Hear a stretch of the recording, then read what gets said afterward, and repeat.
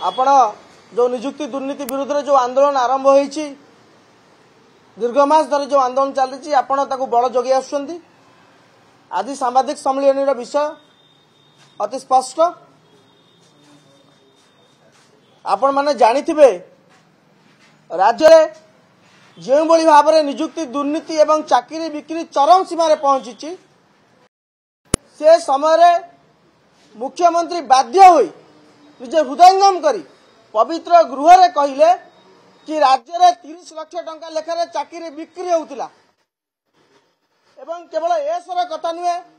RI अमीना forester forest guard जेते तमाम परीक्षा सरकार करछंती सबु थिरे निजुक्ति दुर्नीति सामने को आछि एवं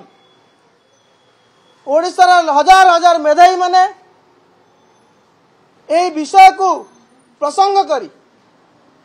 बारंबार राजरास्ता को ओल्लैचंती आपण माने मध्य तार मुख साक्षी एवं आपण को देखा पई चाहिबू ये हेउची सरकारंगर जीएपीजी डिपार्टमेंट रा चिट्ठी 17 अक्टोबर 2024 रा चिट्ठी जो चिट्ठी रे सरकार उल्लेख करिसंती आरआई अमीना फॉरेस्टर फॉरेस्ट गार्ड रे होइतिबा व्यापक दुर्नीतिर अभियोग आमर हस्तगत होइछि। आमे तुरंत या ऊपर तदंत करिकी निष्पत्ति नेबु किंतु दुर्भाग्यर कथा 17 अक्टोबर को गतकाली गला 17 जनवरी आज है 18 जनवरी दीर्घ 3 मास बीती जाइतिले मध्य सरकार कोउठी ना कोउठी तदंत करिबारे विफल होइचंती। आमे आरंभ दाबी करी आसुचु आपण आरआई अमीना परीक्षा को बातिल करंतु फॉरेस्टर फॉरेस्ट गार्ड एग्जाम को बातिल करंतु जो परीक्षा रे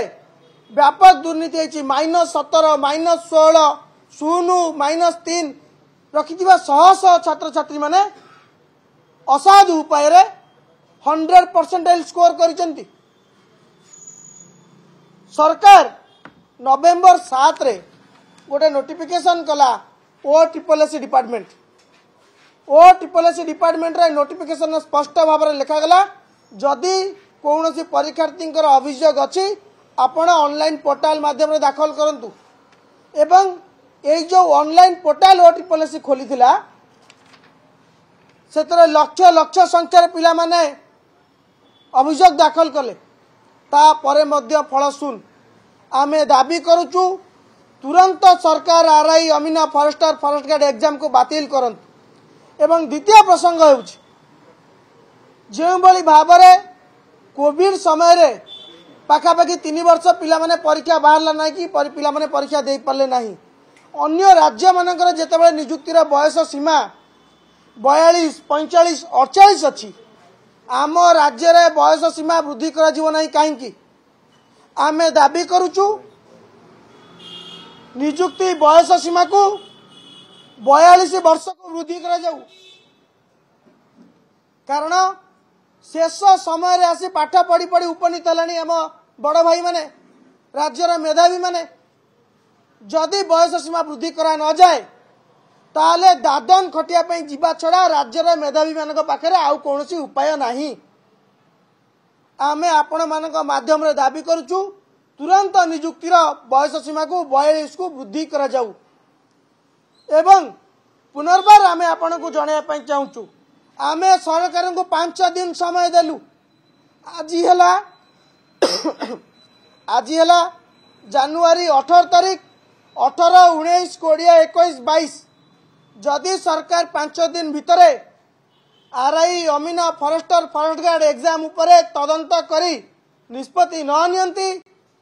नियुक्ति दुर्नीति को बंद न करती परीक्षा को बातिल न करती ताहले आगामी 23 तारीख दिन सारा ओडिशार मेधावी मान को आह्वान करा जाउची नियुक्ति दुर्नीति विरुद्ध रे सरकार विरुद्ध रे निर्णायक लड़ाई लड़िया पाई एवं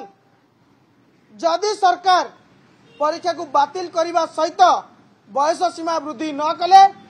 ताले आसंता 23 तारीख दिन जो निर्णायक लड़ाई मेधावी माने लड़िबे जदि किछि आईन श्रृंखला परिस्थिति उपजे सेतिपाई राज्य सरकार व्यवस्था एवं पुलिस प्रशासन ही दायी रहिबे। एथिपाई कौनसी मेधावी दायी रहिबे नहीं। आमे स्टूडेंट अगेंस्ट करप्शन नेतृत्व रे आउ थरे आपन को कहि रखिया पई चाहूचु एवं सरकार को चेतावनी देवा पई चाहूचु। आसंता 22 तारीख संध्या सुधा जदि आरआई अमीन फॉरेस्टर फॉरेस्ट गार्ड परीक्षा बातिल नहला सरकार तदंत रिपोर्ट सामने को न आसिला कारण दीर्घ 3 मास चली गलानी आपण आ पिला मानक सह खेलंतुनी नाच गीत मशगुल बहुत दिन हेले एबे नाच गीत सरिला आमको आम निष्पत्ति जणांतु तदंत रिपोर्ट सामने को आणंतु नचेत 23 तारीख दिन निर्णायक लड़ाई लड़िया राज्यर मेधावी माने प्रस्तुत होउछंती।